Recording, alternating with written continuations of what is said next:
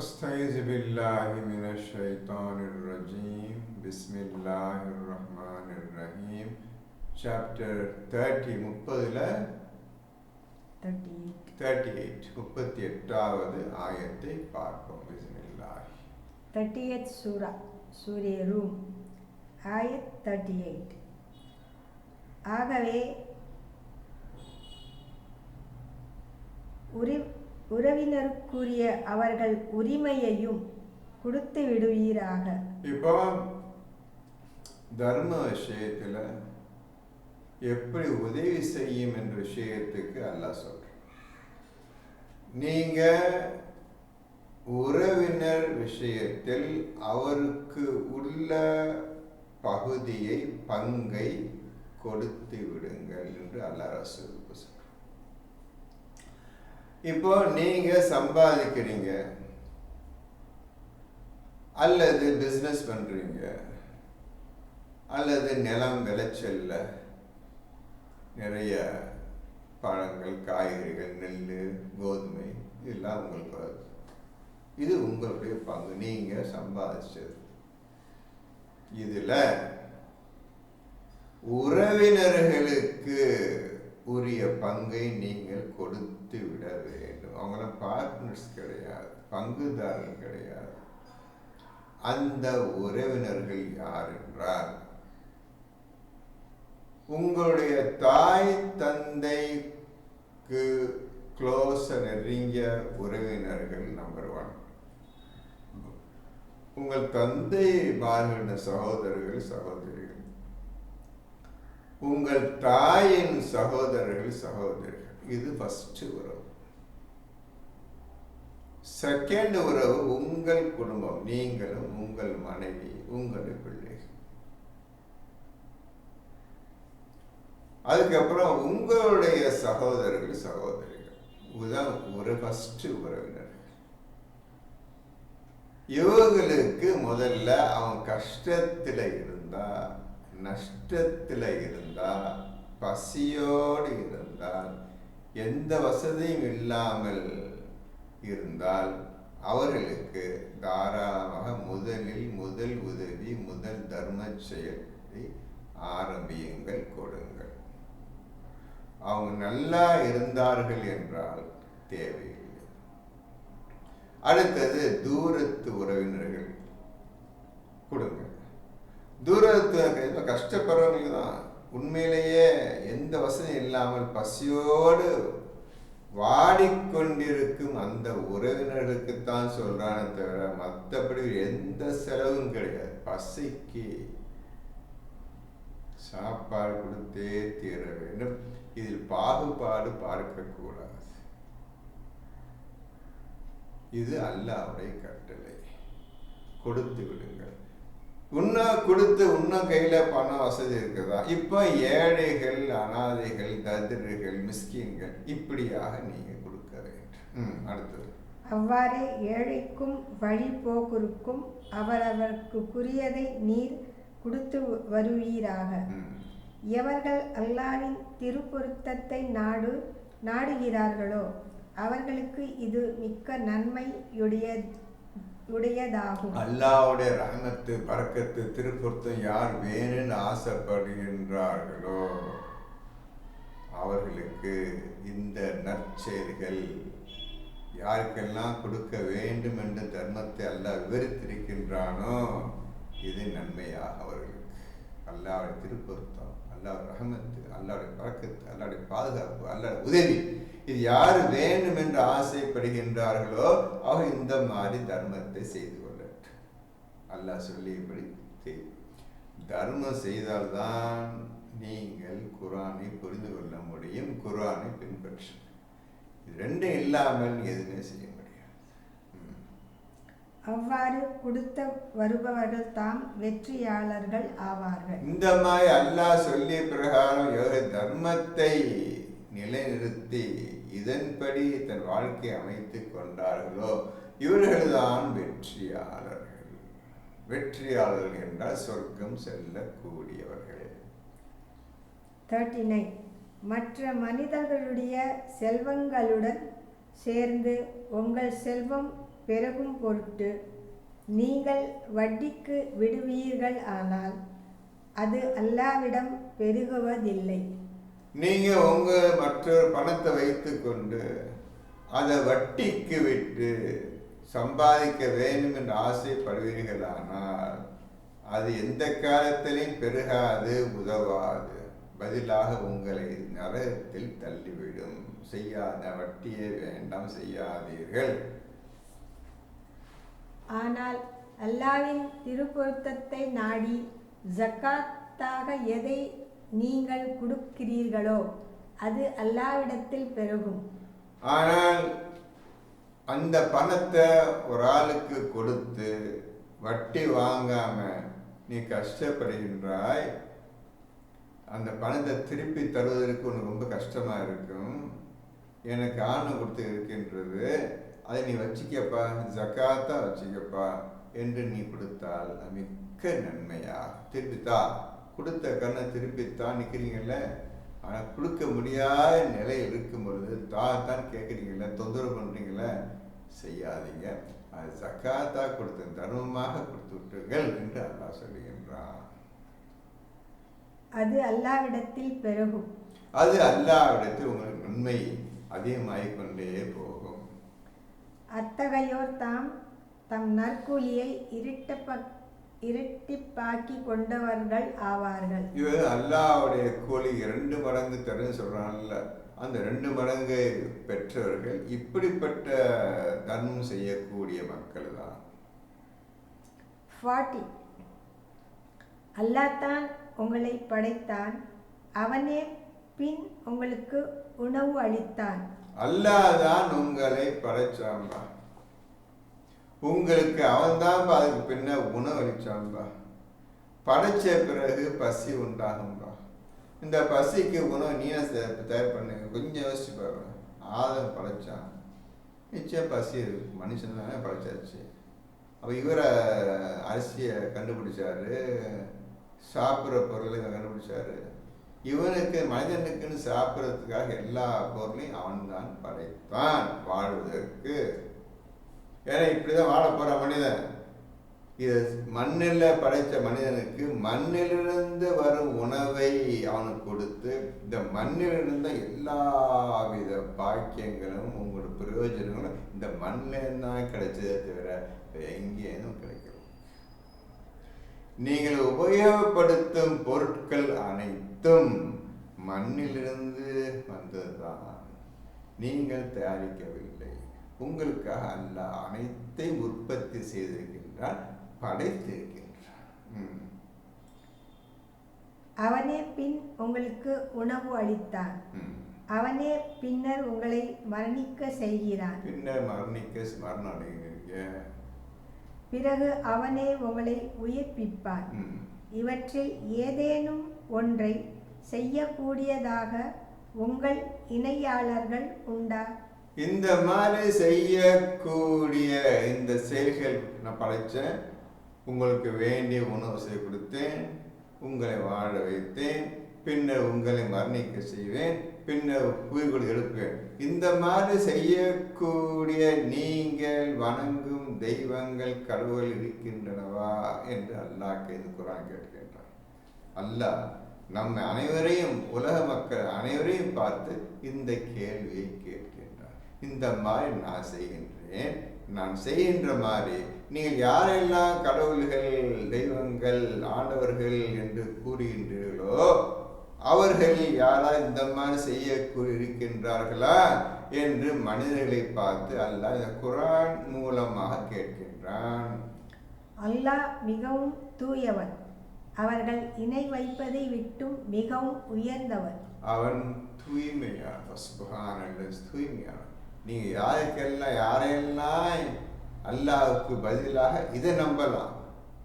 அல்லாஹ் தேவையில்லை, பணத்தை நம்பலாம், இந்த பதவியை நம்பலாம், அந்த உயர்ந்த ஸ்தானத்தை அந்த மனதை நம்பலாம். இப்படிலாம் செய்றீங்களே, இதே மாதிரி செயல்களை விட்டு அல்லாஹ் மிக பரிசுத்தமான தூய்மையானவன். நீங்க செய்கிற செயலை விட்டு அல்லாஹ் தூய்மையானவன். 41.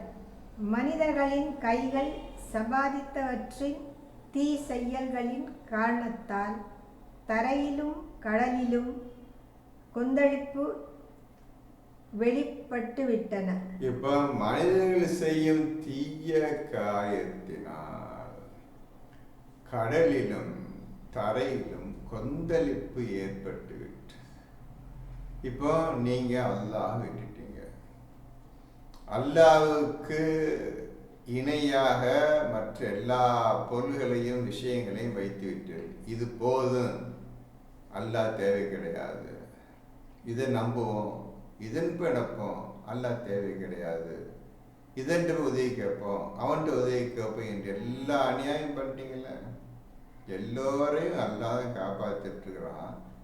அப்படிப்பட்ட காப்பாற்றி கொண்டிருக்கும் அந்த இறைவனை விட்டு விட்டு சில பேர் பணக்காரன் இருக்கிறான், சில பேர் ஷிர்கில் இருக்கிறான், சில பேர் மத சம்பிரதாயத்தை இருக்கிறான், ஜாதி மதம் இதமாக வைத்துக்கொண்டு ஜோதிடம் ஜாதகம் இந்த மாதிரி பொய்யான செயல் மக்களை ஏமாற்றி பிழைக்கக்கூடிய மக்கள் இருக்கிறாங்க. இவங்களை நம்பி இவன் நம்மளுக்கு உதவி செய்வார். இந்த கஷ்டத்தினை இந்த மனிதர் காப்பாற்றிடுவார், அவரால் முடியும். இப்படிலாம் செய்து கொண்டிருக்கின்றீர்களே, என்ன போட்டிருக்குது? தரையிலும் கடலிலும் கொழுப்பும் கொந்தளிப்பு வெளிப்பட்டு. இதனால் நீங்கள் செய்யும் அநியாயத்தின் காரணமாக கடலிலும் தரையிலும் கொந்தளிப்பு ஏற்பட்டு விட்டது. இந்த கொந்தளிப்பு தான் நீங்க சுனாமின்னு, கடல் அலைகள் என்றும், சூறாவளி காற்று என்றும், புயல் என்றும், வெள்ளம் வந்த தரையில வெள்ளம் அடைச்சி போகுது, தரையெல்லாம் பிளந்து போகுது, எல்லா வீடு நாசமாகுது, கொந்தளிப்பு ஏற்படுது. இறைவனுக்கா நீ இணை கற்பிக்கின்றாய்? எங்கள் இறைவன் ஒருவன் தான், இவனுக்கு இணை எதுவும் கிடையாது, துணை கிடையாது, இவனை தவிர வேறு எவனும் வணக்கத்திற்குரிய நான் எவனும் கிடையாது என்று நான் சொல்லி கொண்டிருக்க, இந்த மனிதர்கள் இந்த மாதிரி அநியாயம் செய்து கொண்டிருக்கின்றார்கள். இந்த அநியாயத்தின் காரணமாகவே தான் இந்த பூமியில் இப்பேற்பட்ட பேரழிவு உண்டாகி கொண்டிருக்கின்றது. வருடா வருடம் உலகம் நாடுகள் அனைத்திலும் இந்த மருந்து கொண்டிருக்கின்றது. நீ கண்ணால பார்த்துட்டு தான் இருக்கிறீங்க, அந்த கஷ்டத்தை அனுபவிச்சு தான் இருக்கிறீங்க. இருப்பினும் நீங்க அல்லாஹ்வுக்கு பயப்படுவதும் கிடையாது. இதை உண்டாக்கியவன் யார்? அல்லாஹ் தான் உண்டாக்கினான். கொந்தளிப்பையும் பூமியில் பல கொந்தளிப்பையும் பிடிப்பையும் உண்டாக்குனது அல்லாஹ் தான். நீங்க திருந்தி வருவதற்காக, திருந்தி வரும் பொருட்டு, நீங்க உண்மையான இறைவன் பக்கம் வாருங்கள் என்று அழைக்கும் பொருட்டு இவ்வாறு செய்து காட்டுகின்றான். மனிதன் இதுக்கெல்லாம் பயப்படுற மாதிரி தெரியல, இன்னைக்கு வரையும் பயப்படல. அந்த அல்லாஹ்வுக்கு இன்னைக்கு வரும் பயப்படல. தீமைகளில் இருந்து அவர்கள் திரும்பி விடும் பொருட்டு அவர்கள் செய்தார்களே தீவினைகள், அவற்றில் சிலவற்றை இவ்வுலகிலும் அவர்கள் சுவைக்கும்படி அவன் செய்கிறான். இப்போ அந்த தீமை செய்ததன் காரணமாக அல்லாஹ் இந்த மாதிரி ஒரு கொந்தளிப்பையும் வெடிப்பையும் பலவிதமான இன்னல்களையும் துன்பங்களையும் கொடுத்து சோதனை செய்கின்றான். நீங்க திரும்பி வரும் பொருட்டு ஒழுங்காக வந்துருந்தான். யார் நடத்துறது? இப்பேற்பட்ட பிரளயம், இப்பேற்பட்ட அழிவு, இப்பேற்பட்ட வெள்ளம், இப்பேற்பட்ட சூறாவளி காற்று, இடி மின்னல், இதை கொண்டெல்லாம் தாக்கி அழிக்கின்றானே. எரிமலை பத்தாததுக்கு ஐஸ் கட்டி மழை, பனிமூட்டம், இந்த மாதிரி பல வகையான இன்னல்கள் தரக்கூடிய செயலை செய்து காட்டி, இதெல்லாம் எப்படி ஏற்படுகின்றது, யார் இதுக்கெல்லாம் காரணம், அனைத்து செயலும் யார் செய்து கொண்டிருக்கின்றார் என்று அறிந்து புரிந்து அந்த செயலை செய்யக்கூடிய மகத்தான இறைவன் பக்கம் திரும்பி வந்து விடுங்கள் என்ற காரணத்திற்காக தான் இவ்வாறு அவன் தரையிலும் கடலிலும் கொந்தளிப்பையும் பெரும் அழிவையும் ஏற்படுத்தி உங்களை பயமுறுத்தி வாருங்கள் என்று எச்சரிக்கை செய்கின்றான்.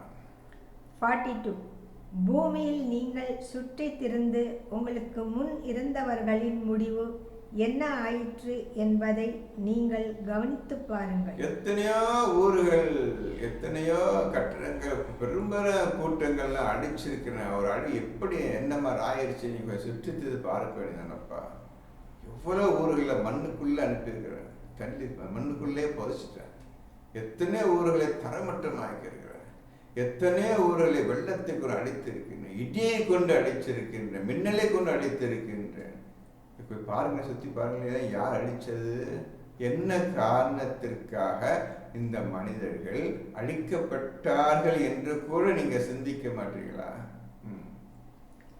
அவர்களில் பெரும்பாலோர் இணை வைப்பவர்களாகவே இருந்தனர். அவர்களில் பெரும்பாலோர் அல்லாஹ்வை அறியாமல் புரியாமல் அல்லாஹ் ஒதுக்கிவிட்டு தனக்கு தோன்றிய ஒரு பொருளை வைத்து அதை அவர்கள் ஆராதனையும் பூஜையும் செய்து கொண்டு அதை வணங்கி கொண்டு அதனிடமே உதவி கேட்டுக்கொண்டும் இருந்தார். இது அல்லாஹ்வுக்கு இணை வைப்பது. அல்லாஹ் விட்டுட்டு அவன் தேவையில்லை, இது போகுது என்று நபியே நீர் கூறும். இது காரணம், இதுதான் நபியே மக்களுக்கு சொல்லிவிடும். 43.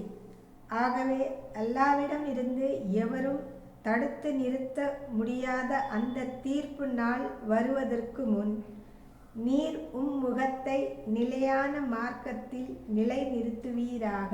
பார்த்தீங்களா, திருப்பி அதே 30 பார்த்தீங்க. திருப்பி இந்த ஆயத்தை பாருங்க.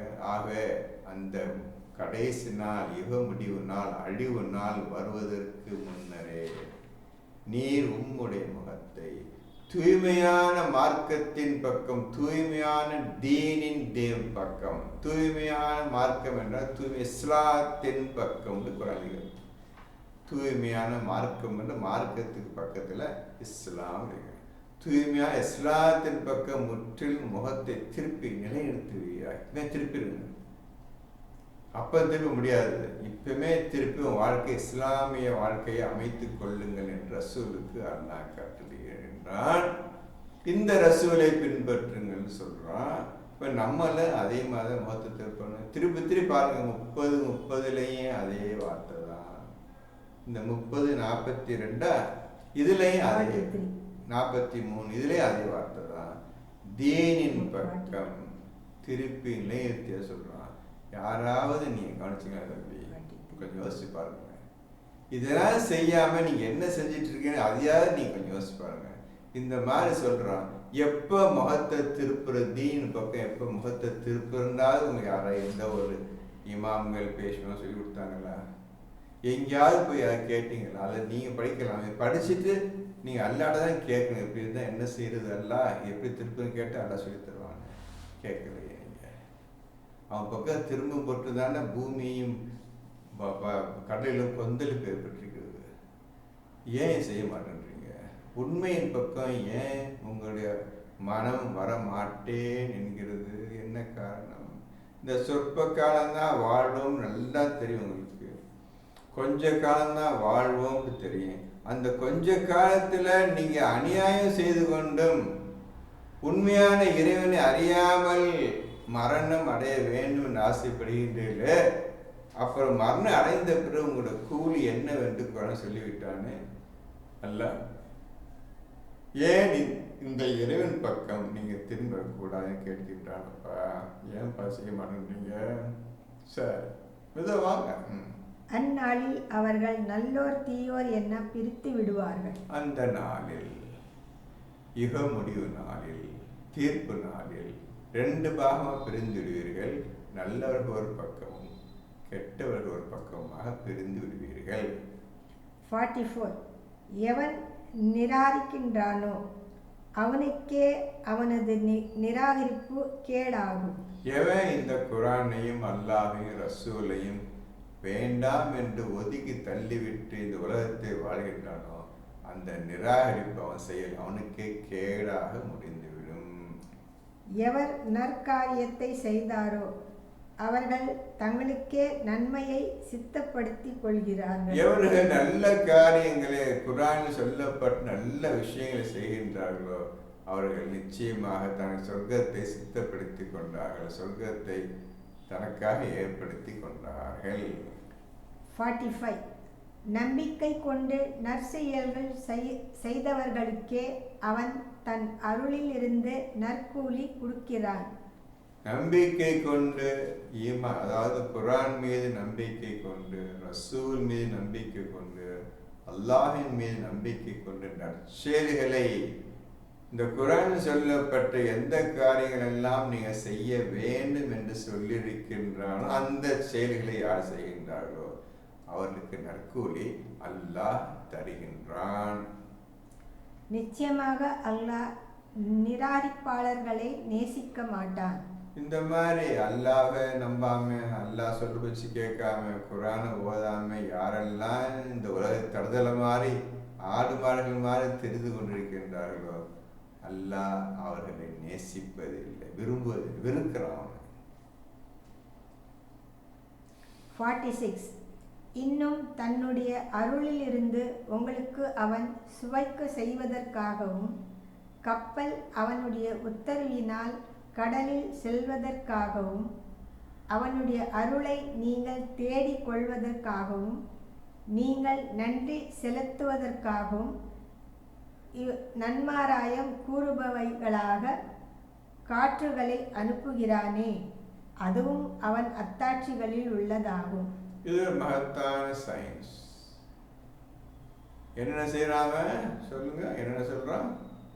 இன்னும் தன்னுடைய அருளில் இருந்து உங்களுக்கு அவன் சுவைக்க செய்வதற்காகவும், இன்னும் தன்னுடைய அருளில் இருந்து நீங்கள் சுவைக்க, நல்ல சாப்பிட்டு எந்த குறையும் இல்லாமல் எல்லா பொருள்களையும் சாப்பிட்டு சுவைத்து சந்தோஷம் இருப்பதற்காகவும், கப்பல் அவனுடைய உத்தரவினால் கடலில் செல்வதற்காகவும், கப்பல் அவன் உத்தரவு கொண்டுதான் கடலில் செல்லுது. மற்றபடி நீங்க கப்பலை ஓட்டிக்கிட்டு அவன் மனித காப்பாற்ற முடிவு பண்ணிட்டான். அப்பேற்பட்ட அலைகள், அப்பேற்பட்ட ஆழமான தண்ணீர் உள்ள கடலில் கப்பல் போகுது. யாருடைய பாதுகாப்பு போயிட்டு நினைச்சிட்டுருவீங்க? அவன் உத்தரவினால், அவனை பாதுகாப்பினால் அந்த கப்பல் செல்வதற்காகவும், அவனுடைய அருளை நீங்கள் தேடிக் கொள்வதற்காகவும், மேலும் அவனுடைய அருளை நீங்கள் தேடிக் கொள்வதற்காக பிரயாணம் போறீங்க. நிலத்துல உழுது பயிரிடுறீங்க.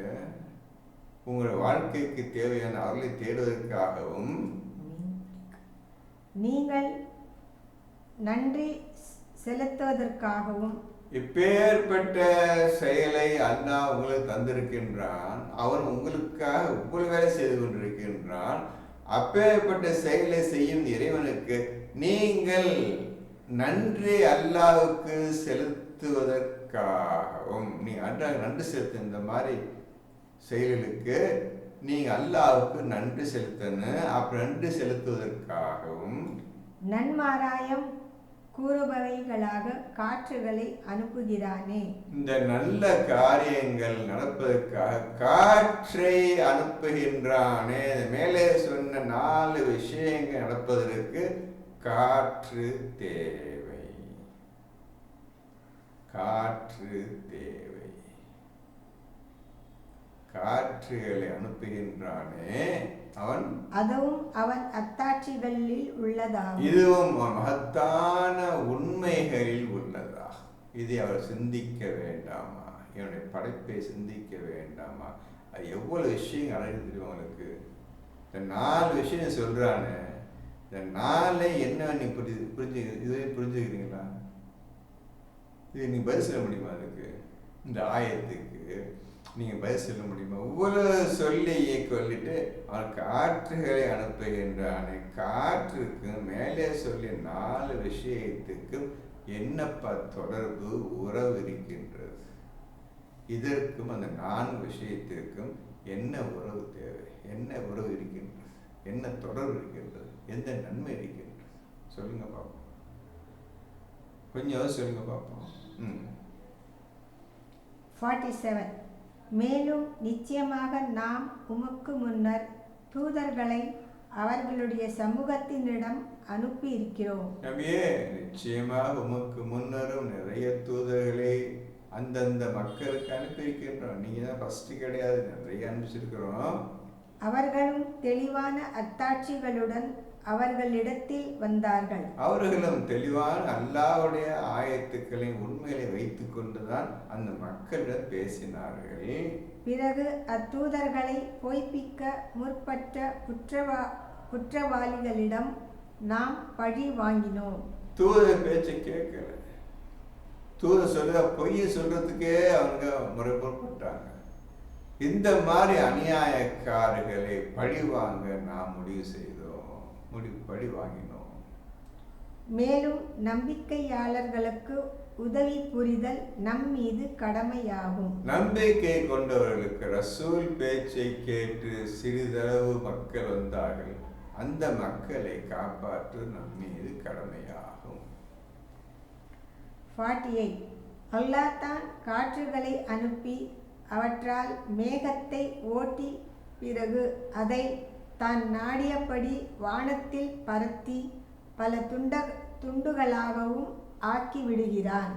அவன்தான் காற்றுகளை கொண்டு மேகக்கூட்டங்களை அழைத்து சேர்த்து எங்கெல்லாம் மேகங்கள் செல்ல வேண்டுமோ அங்கெல்லாம் சென்று பருத்தி விருத்தி அவன் தேவைகளை மக்களுடைய தேவைகளை பூர்த்தி ஆக்குகின்றான். எங்கு தண்ணீர் வேண்டுமோ, மக்களுக்கு எங்கு தண்ணீர் வேண்டுமோ, விவசாயத்துக்கு எவ்வளவு தண்ணீர் வேண்டுமோ அனைத்தையும் அவனே செய்கின்றான். இந்த காற்று, மறுபடியும் காற்று குறிச்சிருங்க.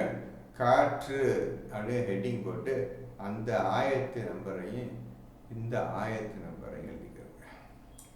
அதன் மத்தியில் இருந்து மழை வெளியாவதை நீர் பார்க்கிறீர். இந்த ரெண்டு மேகங்கள்லாம் சேர்ந்த பிறகு காற்றும் சேர்ந்த பிறகு இது நடுவில் இருந்து தண்ணீர் மேலிருந்து மக்களுக்கு வருகின்றது. தண்ணீரின் படைப்பை பற்றி தெரியும் உங்களுக்கு? எப்படி தண்ணி உருவாகுது, என்ன மாதிரி தண்ணீர் மக்களுக்கு தேவைப்படி மனிதனுக்கு தேவைப்படுகிறது என்பதை பார்த்தீங்களா? இந்த தண்ணீர் இல்லாட்டி நம்முடைய என்ன ஆகும் சொல்லுங்க? மனுஷன் வாழ்க்கை என்ன ஆகும்னு யோசிப்பார். காற்று இல்லாவிட்டால், தண்ணீரும் காற்றும் இல்லாவிட்டால் மனிதனுடைய கதி என்னவாகும் என்று யோசிப்பார். உயிரினங்கள், அனைத்து உயிரினங்கள் கதி என்ன ஆகும் சொல்லி யோசிப்பார். ஸோ காற்றை விட்டுறாதீங்க. அந்த காற்றை படைத்தவன் யார்? எப்பேற்பட்ட இந்த மாதிரி ஒரு செட்டப். காற்று, மனுஷன் வாழ்றது காற்று வேணும், தண்ணீர் வேணும், ஹீட் உஷ்ணம் வேணும், குளிர் வேணும், இரவு வேணும், பகல் வேணும். இந்த மாதிரி அடுக்கடுக்கா அடுக்கி இந்த ஒரு விஷயங்களில் தான் நீ வாழ வேண்டும் வைத்திருக்கின்றானே. எப்படி இந்த மாதிரி ஒரு ஐடியா அவனுக்கு எப்படி வந்தது? யார் சொல்லி கொடுத்தா அவனுக்கு? இதான் முன் மாதிரி. இன்றைய எதையும் பார்த்து அவன் காப்படிச்சு படைக்க விட்டவங்களை அவன் நினைக்கிறான், படைக்கிறான். இப்பேற்பட்ட படைப்பாளன் உங்களுக்கு இறைவன் சொல்றான். ஆகவே எனக்கு நீங்க வணங்குங்கள், என்னையே வணங்குங்கள், உங்கள் முகத்தை என் பக்கமே திருப்பிக் கொள்ளுங்கள் என்று அல்லாஹ் சொல்லுகின்றான். மனிதர்கள் செய்வதே கிடையாது. அதன் மத்தியில் இருந்து மழை வெளியாவதை நீர் பார்க்கிறீர். பிறகு அதை தன்னை வணங்குபவர்களில் தான் நாடியவர் மீது வந்தடையும்படி அவன் செய்துவிட்டால் அப்போது அவர்கள் மகிழ்கிறார்கள்.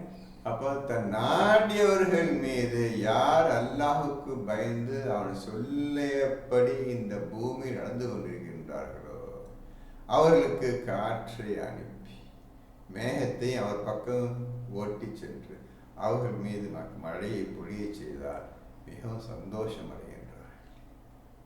என்ன நேர்த்தியான அழகான அற்புதமான இன்பமான ஒரு காற்றும் மழையும் வந்து எங்களை காப்பாற்றிட்டு இருக்குது. நிம்மதியான வாழ்க்கை, ஆரோக்கியமான வாழ்க்கை கொடுத்த அல்லாஹ்வுக்கு எல்லா போன்றவர்கள் மகிழ்ச்சி அடைகின்றார்கள்.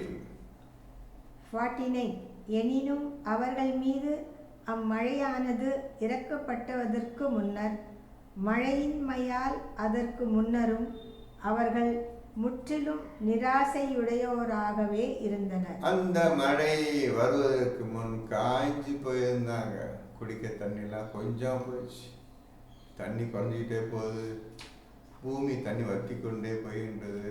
மழையும் பெய்ய காணா. இந்த மாதிரி எப்போ இங்கே மழை பெய்யும் என்றெல்லாம் நிராசையோட அறகுறை எண்ணத்தோடு உட்காந்துருந்தாங்க. தண்ணி வருமா, மழை பெய்யுமா, பெய்யாத வானம் பார்த்த பூமியாக மக்கள் இருந்தார்கள், நிராசைப்பட்டிருந்தார் இதுக்கு மழை வருவதற்கு முன்னர். 50. நபியே, அல்லாஹ்வுடைய அருளின் இத்தகைய அடையாளங்களை சிந்தித்து பார்ப்பீராக. ஆகவே இப்ப நபியை பார்த்து அல்லாஹ் சொல்ற, நபியே, பேர்பட்ட ஒரு பாக்கியம் நிறைந்த ஒரு செயலை நான் இந்த உலகத்துக்கு அறிமுகப்படுத்தி அதை நான் செயல்படுத்தி கொண்டிருக்கின்றேன். தினந்தோறும் இந்த காற்றையும் தண்ணீரையும் மழையும் உணவையும் காட்டி கொண்டிருக்கின்றன. இதை பற்றி நீ சிந்தித்து பார்ப்பீரா? நபிக்கு சொல்றான், சிந்தித்து பார்ப்பீராக. ஆக நீங்களும் சிந்தித்து பாருங்கள். இந்த சிந்தித்து பார்ப்பீராக அந்த வார்த்தையை ஹேண்டில் பண்ணிட்டு அது பக்கத்தில் 482 482 எழுதிக்கிறோங்க. அவர்கள் இந்த குரானை சிந்தித்து பார்க்க வேண்டாமான்னு 482 அல்லாஹ் கேட்குறான். நபியையும் அல்லாஹ் சிந்திக்க சொன்ன மாதிரி படைப்பை பாருங்க. தண்ணீர் எப்படி வச்சு பாருங்க, மேகம் எப்படி வருதுன்னு பாருங்க, மழை எப்படி பெய்யுன்னு பாருங்க. இந்த தண்ணீர் மூலமாக என்னமெல்லாம் உற்பத்தி ஆகின்றன, எதுவெல்லாம் வருதுன்னு பாருங்க. என்னுடைய படைப்பை என்னுடைய கிரியேஷன்ஸை பாருங்க, நான் எப்படி ஒவ்வொன்றையும் படைச்சிருக்கிறேன் பாருங்க. நபியை சிந்தித்து பார்ப்பீராக நபியை பார்த்து அல்லாஹ் சொல்லுகின்றான். பூமியை அது செத்த பிறகு அவன் எவ்வாறு உயிர்ப்பிக்கிறான், இவ்வாறே மன்னித்தவர்களையும் அவன் நிச்சயமாக உயிர்ப்பிப்பவனாக இருக்கிறான். பூமி காஞ்சி போயிடுச்சு, புல்லு பூண்டு ஒன்றும் விளையில்லை. ஒரு மழையை அனைத்து எல்லாம் கட்டக்கடன்னு எல்லாம் வேண்டிய சாமான்கள் சாப்பிட்ற அனைத்து பொருள்களும் வந்துச்சு, ஒரு வீடு வந்துச்சு. இதே போலதான் நீங்களும் இறந்த பின்னர் உங்களை உயிர் கொடுத்து அல்லாஹ் எழுப்புவான் என்று அல்லாஹ் அந்த உதாரணத்தின் மூலமாக நமக்கு சொல்லுகின்றான். மேலும் அவன் எல்லா பொருட்கள் மீதும் பேராற்றலுடையவன். மேலும் அல்லாஹ் எல்லா பொருள்கள் மீதும் பேராற்றல் உடையவன். அவன் எல்லாவற்றையும் படைத்தான். அவன்தான் இதற்கு அதிபதி, மாலிக். அவன்தான் இது அதிபதி. எல்லா பொருளும் பேராற்றல் உடையவன், ஆட்சி செய்யக்கூடியவன். 51. ஆனால் வறண்ட ஒரு காற்றை நாம் அனுப்பி அதன் காரணத்தினால் பயிர்கள் உலர்ந்து மஞ்சள் நிறமாவதை அவர்கள் பார்த்தால் அதன் பின் முன்னர் நன்மழை அனுப்பியதற்கு நன்றி மறந்து நிராகரிப்போராக இருந்து விடுகின்றனர். இதற்கு பதிலாக ஜெல் காற்று அனுப்புவதற்கு பதிலாக உஷ்ணமான காற்றை அனுப்பிவிட்டால் அவர் வளர்த்த பயிர்கள்லாம் காஞ்சி மஞ்சளை போயிடுச்சு. இதை பார்த்து அவர்கள் என்ன செய்தார்கள்? அதன் பின் முன்னர் நன்மழை அனுப்பதற்கு நன்றி மறந்து நிராகரிப்போராக இருந்து விடுகின்றனர். முந்தைய அனுப்புன நல்ல காத்தும் தண்ணியும் கொடுத்தேன்னு அதுக்கு எந்த நன்றி செலுத்துனீங்க? அதுக்காக தான் இந்த மாதிரி ஒரு அடுத்த இது சூட உஷ்ணமான காற்று, அழிக்கக்கூடிய காற்று, வறண்ட காற்று, எல்லாம் பச்சை பச்சையே இருக்கக்கூடிய பயிர்கள்லாம் மஞ்சள் மஞ்சள் காஞ்சி போனதாக நாம் ஆய்விடுகின்றோம். 52. ஆகவே நபியே, மன்னித்தவர்களையும் நிச்சயமாக நீர் கேட்க செய்ய முடியாது. ஆகவே மரணித்த இறந்து போன மனிதர்களை நபியே நீ கேட்க செய்ய முடியாது. இறந்து போனவன்ட போய் குர்ஆன் ஓது அல்லாஹ் நம்புன்னு சொன்னா கேட்க வைக்க முடியுமா? அவன் செத்து போயிட்டானே. மரணித்தவரை நீ கேட்க செய்ய முடியாது. உம்முடைய அழைப்பை புறக்கணித்து திரும்பிவிடும் செவிடர்களையும் உம்முடைய அழைப்பை நிச்சயமாக நீர் கேட்க செய்ய முடியாது. நீ என்னதான் அல்லாஹ் பக்கம் வாங்க, குர்ஆன் பக்கம் வாங்க, இஸ்லாத்தின் பக்கம் வாங்க கூப்பிட்டா கூட அவங்க எதையும் கண்டுக்காம போய்கொண்டே இருந்தால் அவர்களை அழைக்க முடியாது, அதை செவி கேட்க வைக்க முடியாது. வேண்டாம் உன்னுடைய பேச்சு வேண்டாம் என்று நபியே உண்மை விட்டு போய்விட்டார்கள். இனி ஒன்றும் செய்ய முடியாது, அழைக்க முடியாது, வரமாட்டாங்க. 53. இன்னும் குருடர்களையும் அவர்களுடைய வழி கேட்டிலிருந்து நேர் வழியில் திருப்பவராகவும் நீர் இல்லை. குருடனை நீ பார்ப்பீங்களா நபியே? அந்த மாதிரி இருக்கிறாங்க. அப்போ அவங்க நீ அவங்க போய் வாங்க வாங்க கூப்பிடுறீங்கள, வரமாட்டாங்க. குருடனை நீ பார்க்க வைக்க முடியுமா நபியே? முடியாதுல்ல. குருடன் கண் இருந்து கூடாது. கண் இருந்து 2 கண்ணை கொடுத்துருக்கவனுக்கு குருட்டுத்தவன் இருப்பேன், பார்க்க மாட்டேன், இந்த குரான் தொட மாட்டேன், உங்கள் பேச்சையும் கேட்க மாட்டேன்ட்டு செவிடனாகவும் குருடனாகவும் இருப்பேன் சொல்கிறான் இந்த விஷயத்தை மட்டும். அப்பேற்பட்ட மனிதர்களை நீ பார்க்க வைக்க முடியுமா, கேட்க வைக்க முடியுமா என்று அல்லாஹ் கேட்கின்றான். முற்றிலும் வழிபட்டவர்களாக நம்முடைய வசனங்களின் மீது நம்பிக்கை கொள்பவர்களை தவிர மற்ற எவரையும் அழைப்பை கேட்க செய்ய முடியாது. முற்றிலும் இந்த குரான் மீது ஈமான் கொண்டு அதன்படி நடக்கக்கூடிய மக்களை மட்டும்தான் நீ கேட்க செய்ய முடியும். அவங்க மட்டும்தான் கிட்ட வந்து கேட்பாங்க. மற்ற யாரும் மதிப்பே தர மாட்டாங்க. முஸ்லிமோடு 54. அல்லாஹ் தான் உங்களை ஆரம்பத்தில் பலவீனமான நிலையில் படைத்தான். பலவீனத்திற்கு பிறகு அவனே பலத்தையும் உங்களுக்கு உண்டாக்கினான்.